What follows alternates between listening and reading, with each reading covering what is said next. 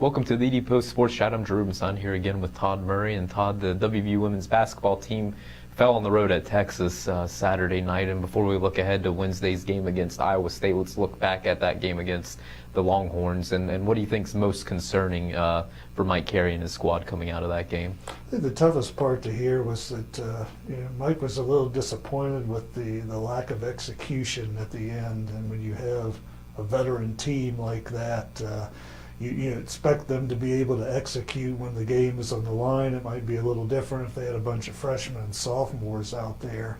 And you see that they had no field goals in the last 7:49, and with a team like this and players who can score, I mean that's got to be very concerning. Because they knew this was going to be a difficult game. Texas basically gave that game up in Morgantown. They should have gotten the win in that game in regulation, and it was a fantastic effort by WVU to force it into overtime and pull it out. They knew it was going to be a tough game, and it was. One of the other things too, I think Texas out-rebounded WVU in convincing fashion, and really when you look at the course of the season, WVU is right in the middle of the pack in the Big 12 and rebounding margin, and for a lot of teams that would probably be adequate, but for a Mike Carey team that probably doesn't sit too well. Right, rebounding is always something he emphasized.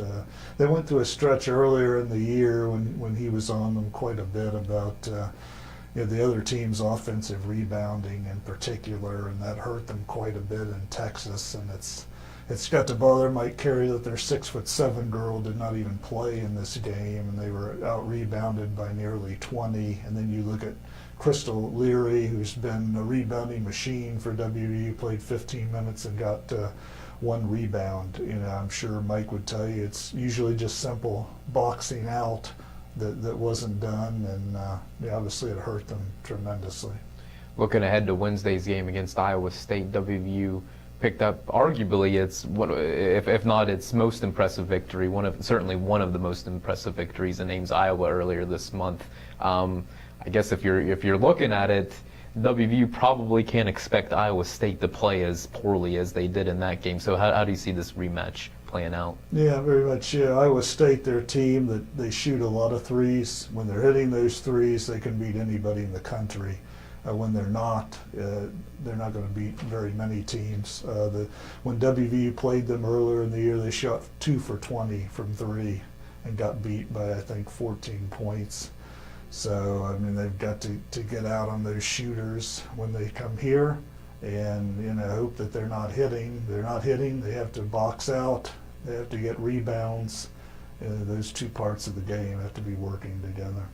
When you look at WVU's schedule, 4 of 6 right now are on the road, and you get the feeling that really this team's identity and the course for the season really could take shape over these next 6 games. Would you agree or disagree with that? Right. I think for sure you want to set yourself up to get into that stretch at the end where you're going to be playing most of your games here. They've been a pretty good road team this year. They're going to have to go to a much improved TCU team on Saturday. That's not going to be easy. They've got other road games. They've got to go to Oklahoma and Baylor. So they need to get back on the winning track here, against Iowa State, and start building toward the end of the season and an NCAA seed and all of that.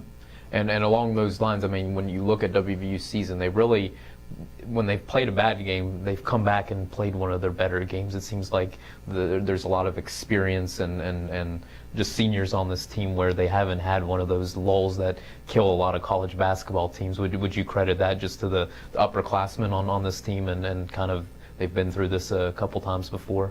Yeah, I think so. Mike talks about that all the time, although obviously the seniors weren't what they needed to be in those final minutes against Texas, but they have not had a 2-game losing streak this year. They've been able to bounce back, and I know Mike Carey's counting on that when the Cyclones come in here. Yeah. All right, Todd, appreciate it. Wednesday's game against Iowa State should be a fun one. Please continue to check TheDPost.com for the latest on the Mountaineers. Thanks for watching again.